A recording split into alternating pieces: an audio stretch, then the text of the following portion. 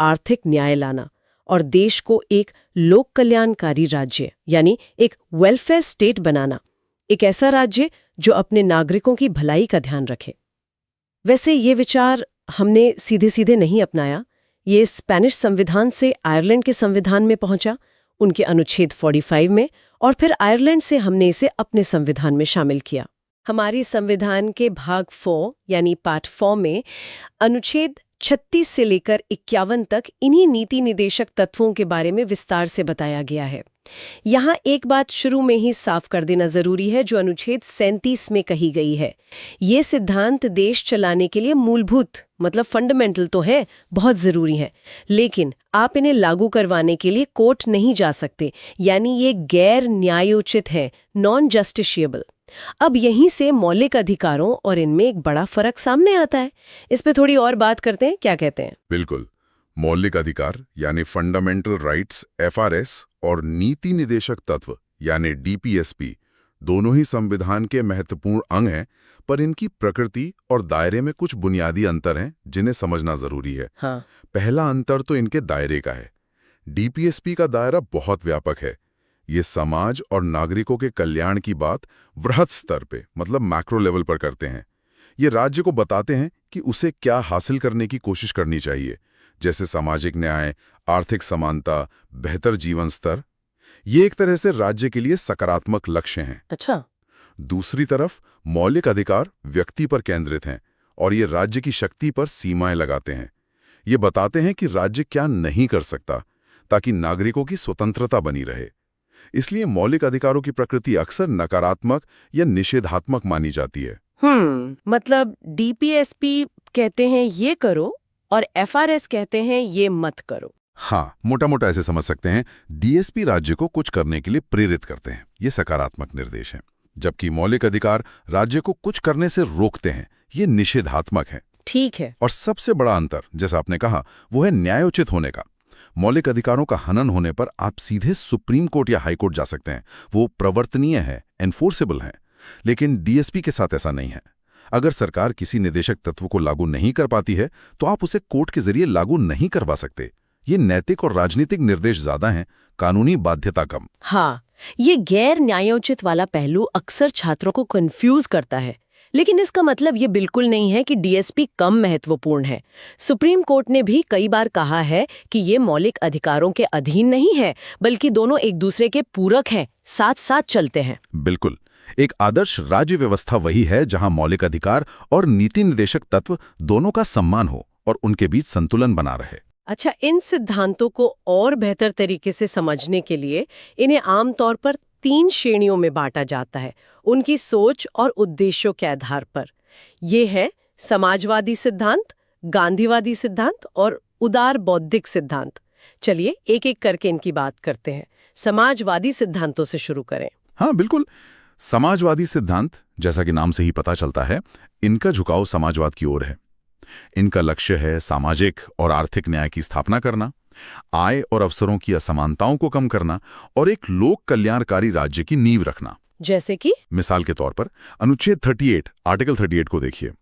ये साफ कहता है कि राज्य ऐसी सामाजिक व्यवस्था बनाएगा जिसमें सामाजिक, आर्थिक और राजनीतिक न्याय सुनिश्चित हो और वो आय, प्रतिष्ठा, सुविधाओं और अवसरों की असमानताओं को कम करने का प्रयास करेगा। यह सीधे सीधे कल्याणकारी राज्य की बात है। इसी तरह अनुच्छेद 39 आर्टिकल 39 बहुत महत्वपूर्ण है। ये राज्य को कुछ खास नीतियां बनाने का निर्देश देता है, जैसे सभी नागरिकों को आजीविका के पर्याप्त साधन मिले, देश के भौतिक संसाधनों का बंटवारा इस तरह हो कि ज्यादा से ज्यादा लोगों का भला हो, मतलब कॉमन गुड हो, अर्थव्यवस्था ऐसी न चले कि पैसा और उत्पादन के साधन कुछ ही लोगों के हाथों में जमा हो जाएं, पुरुषों और महिलाओं को समान काम के लिए समान वेतन मिले और बच्चों और श्रमिकों का शोषण न हो। ये सब समाजवादी सोच को दर्शाते हैं। सही। बिल्कुल। फिर है अनुच्छेद 41 जो काम पाने, शिक्षा पाने और कुछ विशेष परिस्थितियों जैसे बेरोजगारी, बुढ़ापा, बीमारी में सार्वजनिक सहायता पाने के अधिकार को सुरक्षित करने की बात करता है।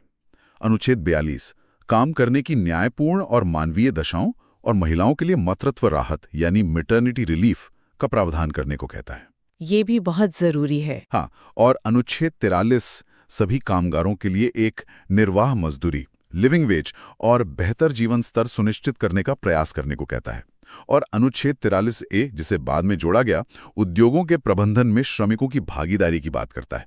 ये सब कदम सामाजिक और आर्थिक बराबरी लाने की दिशा में है।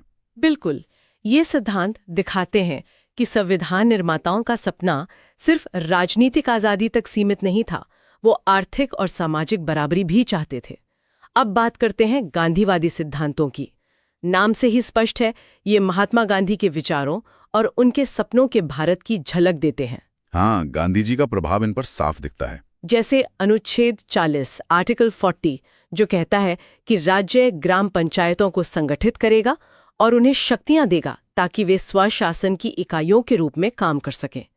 ये गांधी जी के ग्राम स्वराज के सपने से सीधा जुड़ा है। बिल्कुल। फिर अनुच्छेद 43 का एक हिस्सा, जो ग्रामीण क्षेत्रों में कुटीर उद्योगों कॉटेज इंडस्ट्रीज को व्यक्तिगत या सहकारी आधार पर बढ़ावा देने की बात करता है, वो भी गांधी जी की आत्मनिर्भर गांव की कल्पना से प्रेरित है।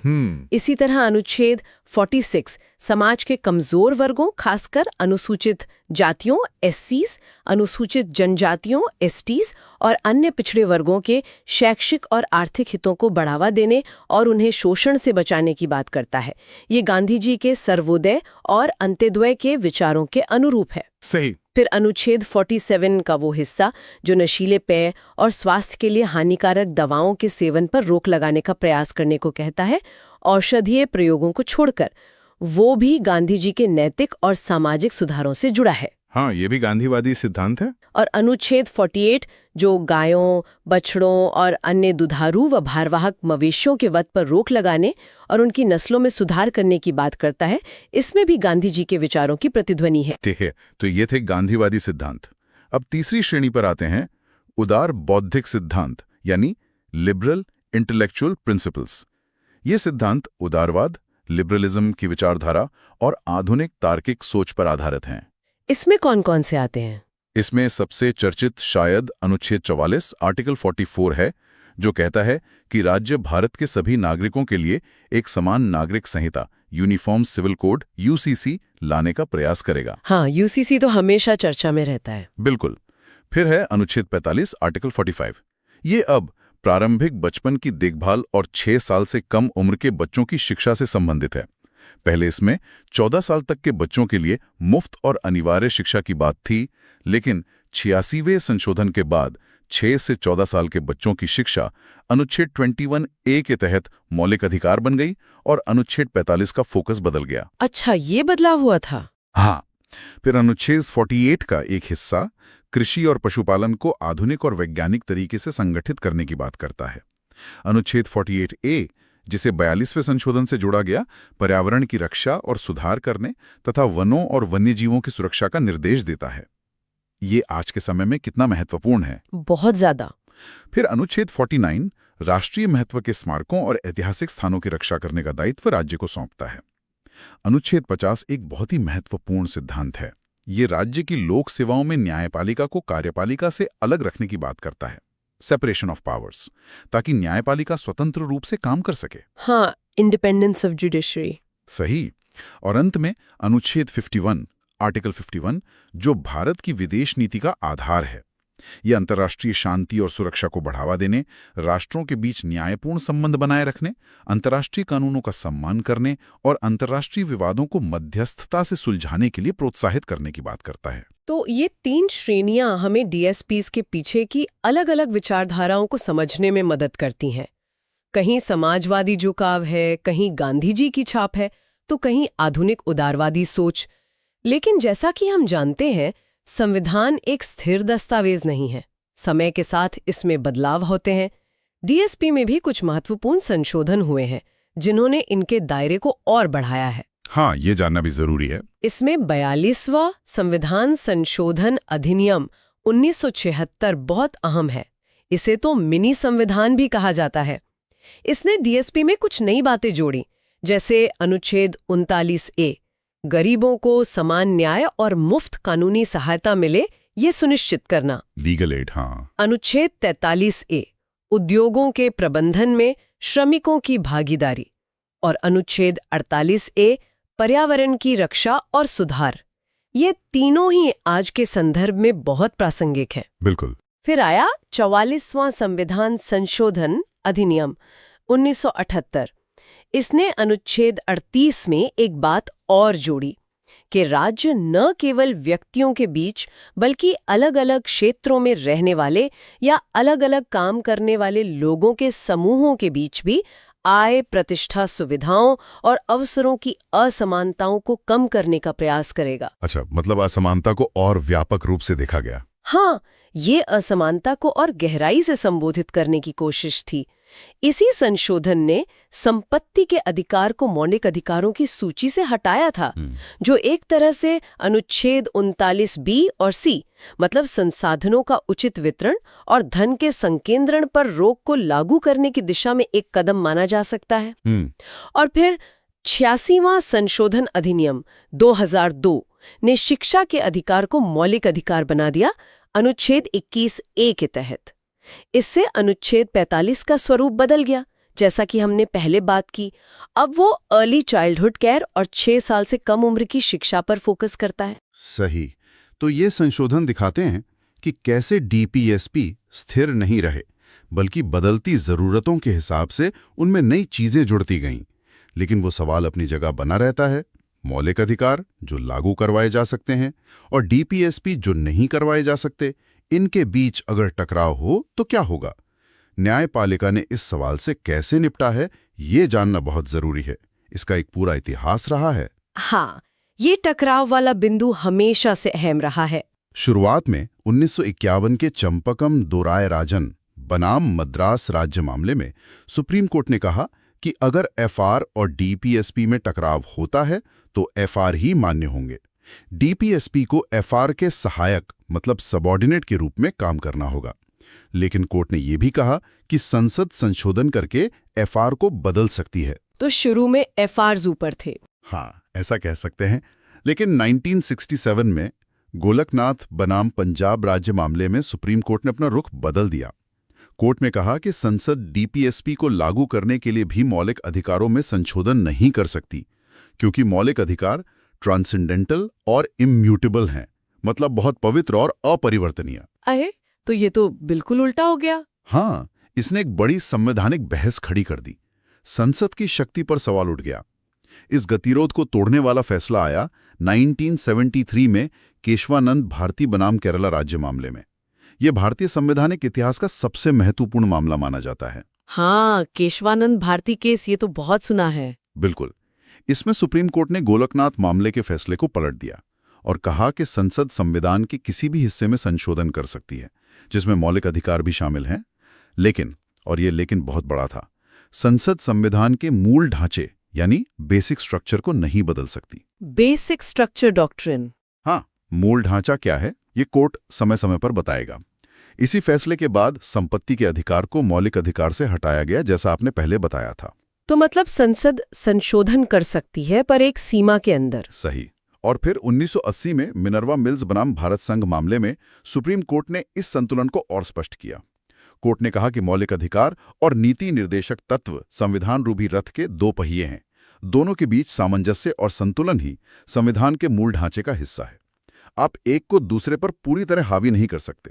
संसद संशोधन तो कर सकती है, लेकिन इस संतुलन को बिगाड़ नहीं सकती। अच्छा, तो अब स्थिति ये है कि दोनों महत्वपूर्ण हैं और उनके बीच बैलेंस जरूरी है। बिल्कुल, आज स्थिति यही है कि दोनों महत्वपूर्ण हैं और दोनों के बीच संतुलन बनाए रखने की कोशिश की जाती है। ये जानना बहुत जरूरी था कि कैसे न्यायपालिका का नजरिया समय के साथ बदला और अंततः एक संतुलन पर पहुंचा। अब असली सवाल पर आते हैं। भले ही डीएसपी कोर्ट द्वारा लागू नहीं करवाए जा सकते, तो क्या इनका जमीनी स्तर पर कोई असर हुआ है? क्या सरकार ने इन्हें हकीकत में बदलने की कोशिश की है? ये बहुत अच्छा सवाल है। जवाब है हाँ, बिल्कुल की है। भले ही कानूनी बाध्यता न हो, लेकिन ये नैतिक और राजनीतिक रूप से सरकार पर दबाव डालते हैं। कई कानून और योजनाएं इन्हीं डीएसपी से प्रेरित होकर बनी हैं। हाँ, कई उदाहरण हैं इसके। जैसे भूमि सुधार को लें। अनुच्छेद 39B और C को ध्यान में रखकर जमींदारी उन्मूलन, हदबंदी यानी लैंड सीलिंग, काश्तकारी सुधार जैसे कानून लाए गए ताकि जमीन का न्यायपूर्ण वितरण हो सके। हाँ, हालांकि उनका कार्यान्वयन हर जगह एक जैसा नहीं रहा, ये बात सही है। फिर श्रम कानूनों को देखें।